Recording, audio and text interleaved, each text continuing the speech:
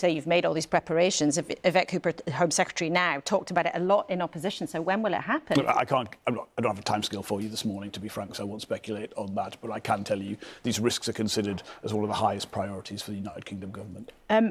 What do you think will happen next? And has the Prime Minister of this country spoken to President Trump about all of this? He always wants us to say how special the relationship is, how close an ally he is. Everybody's seen, in public at least, how Keir Starmer has gone a long way to try to buddy up with President Trump, as we all saw in the White House. Has he been in on these conversations? Did the UK know it was going to happen?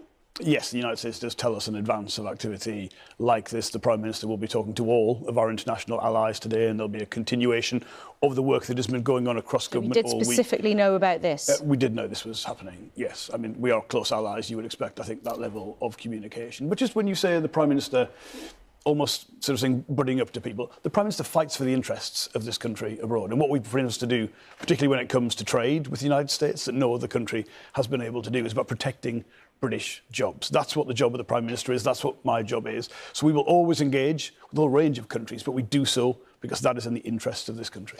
Why do you think that Iran would now listen to the UK and go back to the negotiating table where so plainly they haven't listened recently? I think what we are aware of is there's a great deal of disarray on the Iranian side because they've fundamentally miscalculated in the risks that they've taken. So they have believed they can menace and destabilise the region through proxy groups, Hezbollah, Hamas, the Houthis, and think the retaliation won't come to them. Now, they've just been wrong on that. They've just been wrong on that. And they need to acknowledge that the best position for themselves, for the Iranian people, for us all actually, is to de-escalate this situation.